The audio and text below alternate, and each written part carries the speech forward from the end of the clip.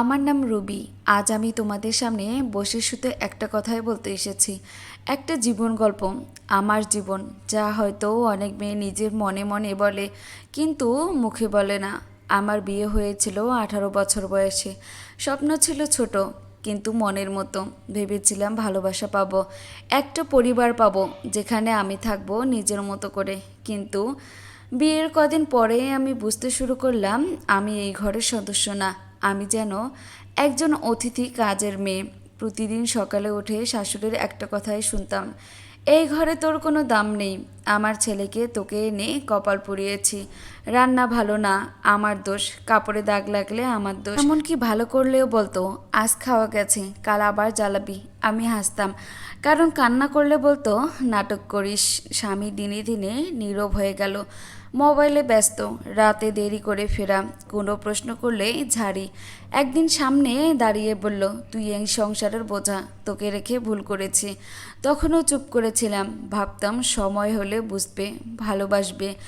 আত্মীয় স্বজন এলে শাশুড়ি সবার সামনে বলতো, ওই মেয়েটা তো পায়ের বাড়ি, সব কিছু আমি সামলাই। ও তো রান্নাঘরের থেকেও অদক্ষ, কিচ্ছু পারে না, কোনো কাজে দক্ষতা নেই, কোনো কিছু ওর বাবা মা ওকে শেখায়নি।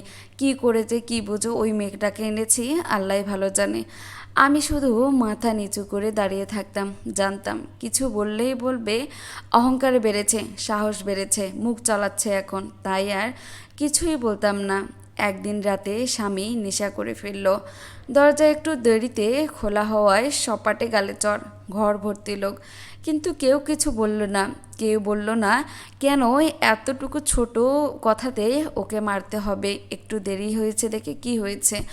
আমি শুধু গালে হাত রেখে দাঁড়িয়েছিলাম আয়নার সামনে। সেই আয়নাটাও যেন আমাকে আর চিনতে পারল না। আমি যখন সন্তান সম্ভবা ছিলাম তখনও আমার কোনো আলাদা যত্ন ছিল না। শাশুড়ি বলতো, একটা পেট বাড়লেই কি মা হওয়া যায়? আমরা কি মা হই নাই? আমরা সারা দিন কাজ করে তারপরেও মা হয়েছি। আলাদা করে আদর যত্ন নেওয়ার কি আছে? আমাদের সময় তো আমরা ডাক্তারের কাছে যাইনি, তাহলে তোকে কেন ডাক্তারের কাছে যাবে? বেশি নাটক করিস না, সব কিছুই কর, কিছুই হবে না। একবার বাথরুমে পড়ে গিয়েছিলাম, শরীর কাঁপছিল, ব্যথায় শ্বাস আটকে আসছিল, তাও চিৎকার করেছিলাম আমাকে বাঁচাও, আমি পড়ে গিয়েছি। উনি এসে বলল, নাটক করছো? আমার তোকে সময় দেওয়ার মতো কোনো সময় নেই, নিজে নিজে ওঠো, তাড়াতাড়ি বাথরুম থেকে বের হয়ে আসো। সেদিন বাথরুমে বসে অনেক কান্না করেছিলাম। কি অপরাধ ছিল আমার? সবাই কেন আমার সাথে এরকম করে? আমি যাকে পৃথিবীতে নিয়ে আসতেছি সে তো তাদেরই বংশধর, তাহলে তার সাথেও কেমন হচ্ছে? আমার শাশুড়ি সবসময় বলতো যে তোর মতো কপাল পোড়া কিন্তু নিয়ে আসবি না, আমার নাতি চাই, পেট তো বাঁধাইছো। আমার প্রেগনেন্সির সময় আমার শাশুড়ি মনে করতো আমার মেয়ে হবে, তাই অত্যাচারটা একটু বেশিই হতো। খাওয়াও তেমন একটা দিত না, সব কিছুতেই খোঁটা দিত যে তোর মতো যদি মেয়ে আসে তাহলে তোকে সহ তোর মেয়েকে বাইরে বের করে দেব। এবার আর আমাকে কেউ আটকাতে পারবে না, তাই এই ভয়টা আমার বেশি ছিল। যেহেতু ডাক্তারের কাছে যাইনি, তাই বুঝতেও পারিনি আমার কি ছেলে হবে। পুরো 9টা মাস আমি তাদের অত্যাচার সহ্য করেছি, বেশিরভাগ এই মেয়ে হওয়া নিয়ে। সংসারে খারাপ কিছু ঘটলেই শাশুড়ি আমাকে দায়ী করতো।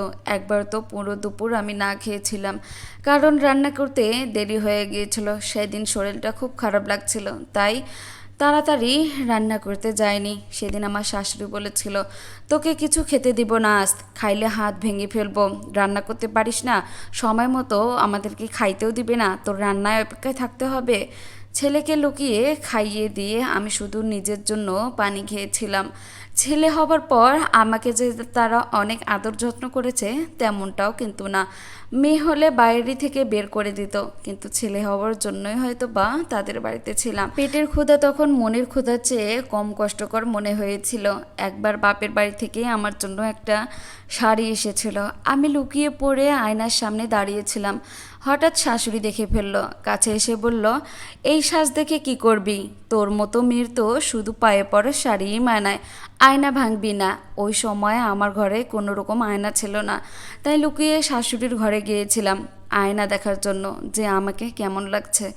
আমি আয়না থেকে মুখ ফিরিয়ে নিয়েছিলাম। সেদিন থেকে আয়নার দিকে তাকানোই বন্ধ করে দিয়েছিলাম। আমি একবার খুব অসুস্থ হয়ে পড়ি, শুধু মানসিক না, শারীরিকভাবে অসুস্থ হয়ে পড়েছিলাম। টানা ব্লিডিং হচ্ছিল, মাথা ঘুরতো।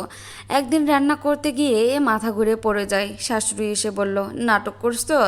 স্বামী সেই রাতেও হাসপাতালে নেয়নি। পরের দিন ভোরে নিজেই রিক্সা করে সরকারি হাসপাতালে যাই। ডাক্তার বলল, তুমি ভীষণ স্ট্রেসে আছো, শরীরের ভিতরে ক্ষতি হচ্ছে। তখন আমি প্রথমবার নিজের দিকে তাকাই।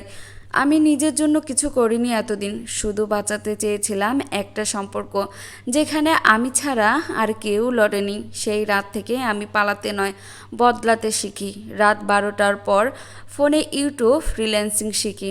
রাতের কাজ সাথে সাথে ডিজাইন কন্টেন্ট লিখতে শিখি। একটা ছোট কাজ পাই, মাত্র 800 টাকা আয়, কিন্তু সেই টাকা আমার আত্মবিশ্বাস হয়ে ওঠে। দিন দিন কাজ বাড়ে। আমি একটা ছোট টেবিল কিনে কাজ শুরু করি। স্বামী তখনও তাচ্ছিল্য করতো, এ দিয়ে কিছু হবে না। আমি যখন একটু একটু করে নিজের পায়ে দাঁড়াতে শিখলাম, তখনই আমার জীবনে আরেকটা ধাক্কা আসে। আমার বাবা হঠাৎ স্ট্রোক করে অসুস্থ হয়ে পড়ে। আমি ছুটে গিয়েছিলাম গ্রামে। বাবার হাতটা ধরে বসেছিলাম ঘন্টার পর ঘন্টা। চোখ খোলা ছিল, কিন্তু কথা বলতে পারছিল না, শুধু আমার হাত চেপে ধরছিল। কি একটা কথা বলতে চেয়েছিল, মনে হলো বলতে চায়, মাপ করে দিস মা, তোকে এই ঘরে পাঠিয়ে ভুল করেছিলাম। 3 দিনের মাথায় বাবা চলে গেল। আমি সেই দিনও ওদের বাড়িতে ছিলাম না। ফোন যখন খবরটা পেলাম, তখন স্বামী বলল, আরও ড্রামা লাগবে না, এখন এসব করে কি হবে। আমার বাবার অসুস্থতা নিয়েও তারা নানা ধরনের কথা বলেছিল। আমার বুক ফেটে গেল। আমি বাবার মরদেহের পাশে দাঁড়িয়ে থাকলাম নীরবে। শেষবারের মতো শুধু বললাম, বাবা আমি ভালো আছি, আমি আর কোনো দিনও কাঁদব না। সেদিন আমি শেষবারের মতো কেঁদেছিলাম।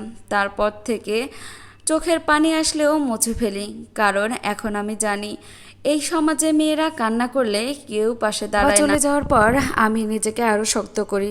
অনেক কষ্ট করেছি। আজ আমি নিজের ছোট বিজনেস চালাই, ছেলেকে স্কুলে পাঠাই, পড়াই, আদর করি। স্বামী এখনও আগের মতোই, তবে তার চোখে আজ ভয় আছে, অপমান নয়। আজ আমি আয়নার সামনে দাঁড়াতে পারি, নিজেকে ভালোবাসি। শাশুড়ি আজ আর কিছু বলে না। আমার সামনে অপমান করার সাহস নেই, কেন জানি। কারণ আমি এখন জানি নিজের সম্মান নিজের হাতে। আমি রুবি, আমি সেই মেয়েদের একজন যারা কাঁদে না, শুধু লড়ে যায়। সংসার মানে শুধু সহ্য না, সংসার মানে সম্মান। যদি সেই সম্মান না পাও, তাহলে নিজের জন্য একটা নতুন পথ তৈরি করো। ভালোবাসা চেয়েছিলাম, যুদ্ধ শিখে ফেলেছি। এটাই আমার জীবন, আমার গল্প। হয়তো অনেকেই বলবে, আমি কেন সংসার ছেড়ে চলে গেলাম না। আমার মতো অনেক মেয়ে আছে, সংসারটাকে ভালোবেসে আঁকড়ে ধরে বাঁচতে চায়, কিন্তু কিছু অমানুষের জন্য পারে না। এই বলবো, কারো কথায় কান্না দিয়ে নিজেকে ভালোবাসতে শেখো, নিজেকে ভালো রাখতে শেখো, নিজের পায়ের নিচে মাটি শক্ত রাখতে শেখো, তাহলেই দেখবে জীবনটা সুন্দর।